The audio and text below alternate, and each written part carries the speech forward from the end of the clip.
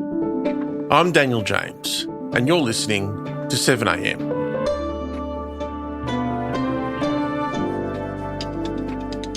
Two months ago, Israel and Hamas agreed to the first phase of a ceasefire plan for Gaza. But since the truce began on October 10, Gaza authorities say Israel has carried out nearly 800 attacks, killing almost 400 people, including a recent strike targeting a senior Hamas commander. Israel, meanwhile, says militants have reportedly violated the ceasefire, killing at least 3 Israeli soldiers. And as Hamas refuses to disarm, Washington seems to have gone silent. Today, Middle East correspondent for The Economist, Gregg Carlstrom, on why plans for peace have stalled and who may end up running Gaza.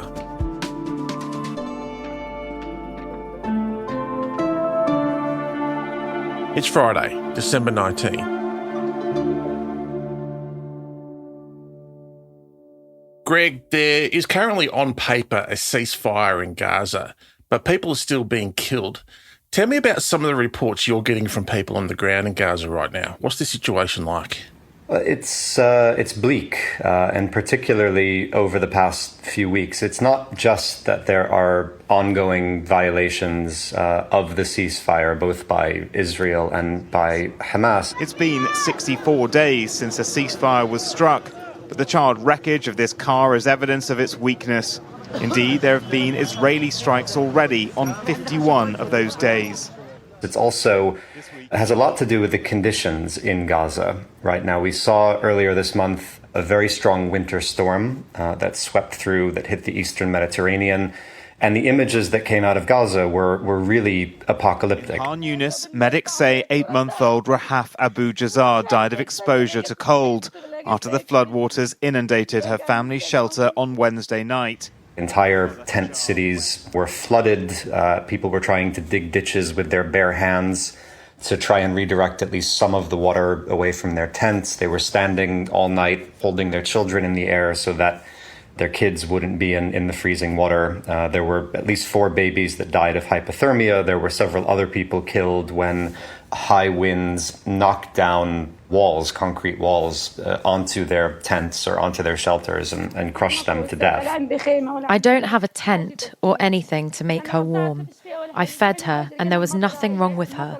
When we woke up, we found the rain over her and the wind on her, and the girl died of cold suddenly. This is what life is like in Gaza right now, 2 months on from the ceasefire. There's been no progress on the sort of long-term political goals, the effort at reconstruction, all of these things that were meant to happen in phase 2 of the ceasefire. They're just not happening yet. So if we're not seeing progress on the second phase, does that mean we're still stuck in phase 1 of this agreement?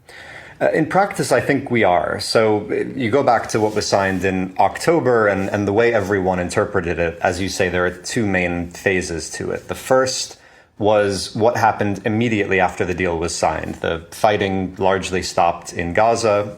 Hamas freed the remaining Israeli hostages from captivity. The Israeli army pulled back from the main population centers in Gaza to what's known as the Yellow Line, which is a boundary now that splits the half of Gaza controlled by Israel from the half controlled by Hamas. All of that, again, happened in the first few days after this agreement was implemented. Phase 2 is meant to play out over a longer term. What's meant to happen, according to this deal, is Israel carried out that first withdrawal once the hostages were freed in October.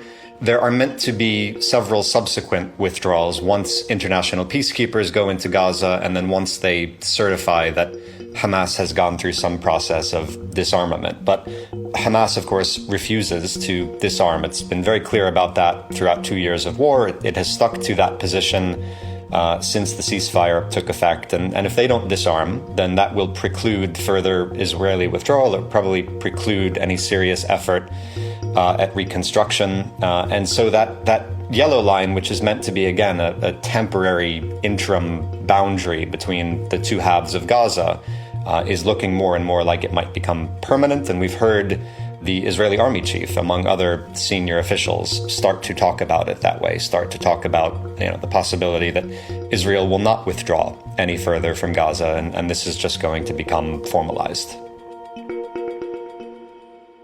So it seems like we're essentially at a standoff here. Israel and Trump say that they want Hamas disarming, and that's non-negotiable. Hamas wants to see Israel withdraw first. So is that where things are at, Greg, a stalemate? More or less. And if you look at what the Americans are doing right now, I think it's very telling. The plan that some of Donald Trump's allies have been pushing in recent weeks, they have different euphemisms for it. They call it alternative safe communities or model communities, or there's various terms of art. But the idea is to start doing small-scale reconstruction on the Israeli-controlled side of this yellow line, so in Israeli-occupied Gaza, to build small villages or hamlets that can each house a few thousand Palestinians. The idea is they would have a school, a clinic, other basic services, and this would serve as a model for reconstruction if you listen to the way Trump's allies are selling it. There's a number of problems with this plan, starting with the fact that almost no Palestinians live in the Israeli-occupied half of Gaza. Almost the entire 2 million population is to the west of the yellow line. So you would have to convince people to move into Israeli-occupied territory. No doubt Hamas would try to dissuade them from doing that. Perhaps it would even threaten their relatives who remained in the Hamas-controlled half of Gaza. Then once they get there, it's not at all clear, will they have any freedom of movement, or will they essentially be locked in these towns, which are, again, surrounded by Israeli-controlled territory?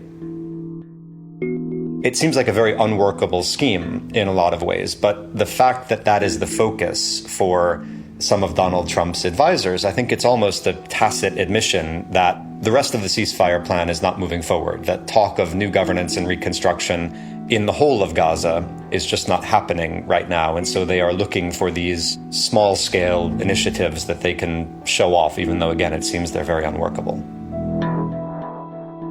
Coming up, why no one wants to join Trump's peacekeeping force.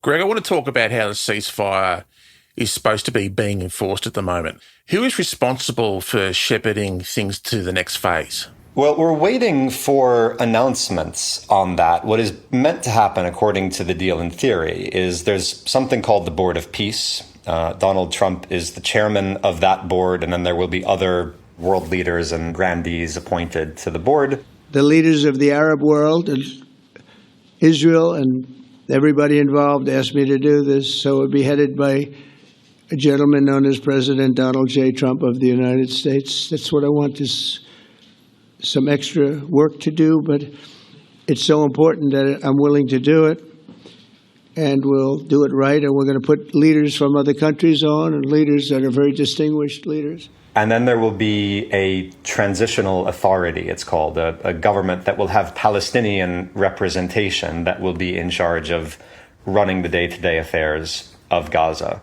Again, we're 2+ months into the ceasefire now. No one has been appointed to either of those bodies. Trump has been teasing big announcements for weeks. He keeps saying that he's about to announce members of the board, but those announcements haven't come. And my understanding is they may not happen until after the new year now.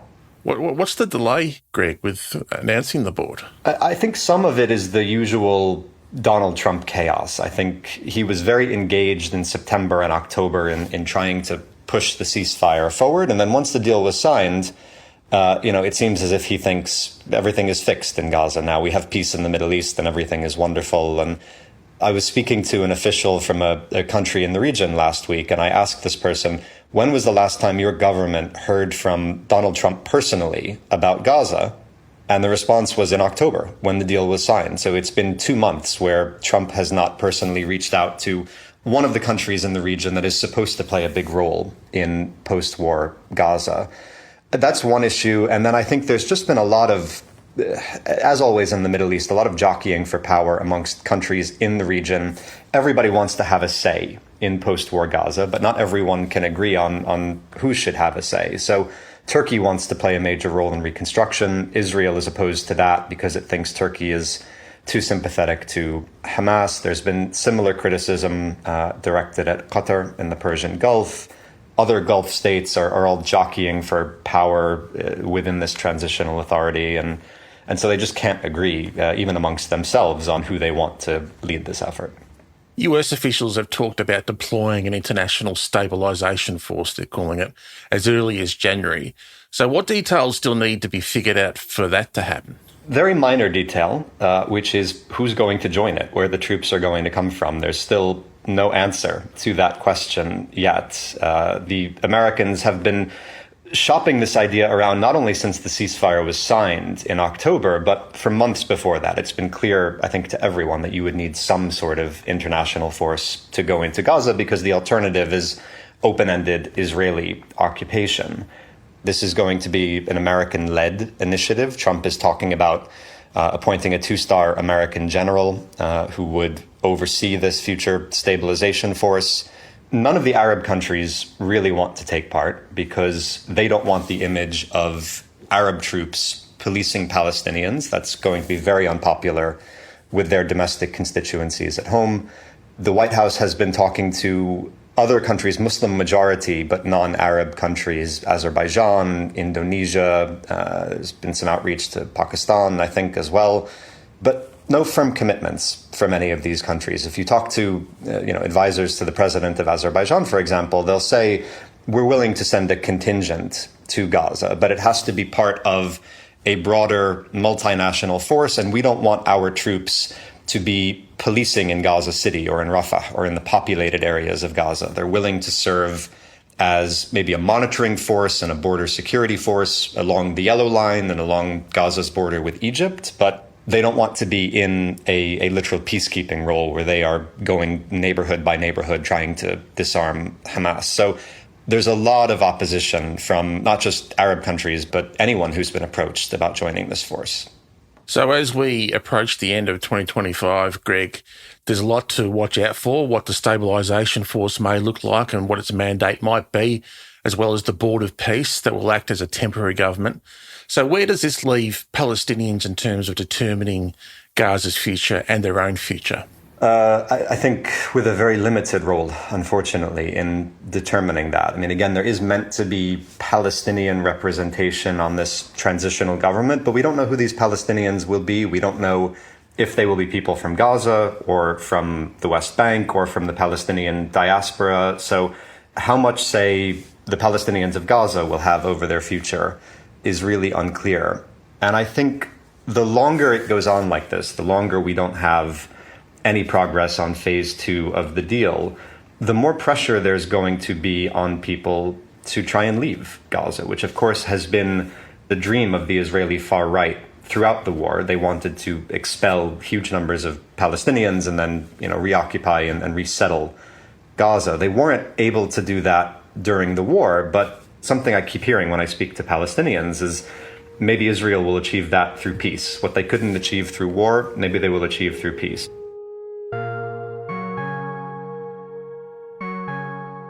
I don't think imminently they're going to start building settlements and moving Israeli civilians into Gaza. But I do think that Yellow Line is going to become a more and more formal boundary. And if you go back and look at the history of how the occupation started in the West Bank, I mean, before there were civilian settlements there, it began with the military setting up outposts in the West Bank, and years went by, and eventually you had what has become a large settler population now. So even if that isn't the intent in the beginning, I think long-term Israeli control of half of Gaza, it at least opens the possibility that at some point the right wing will get its wishes.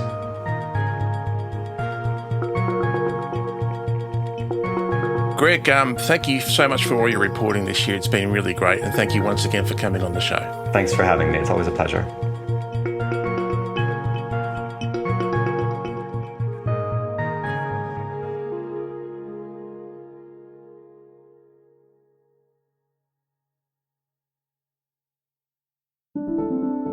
Also in the news, Anthony Albanese has announced new laws to crack down on anti-Semitism, including toughening hate speech laws.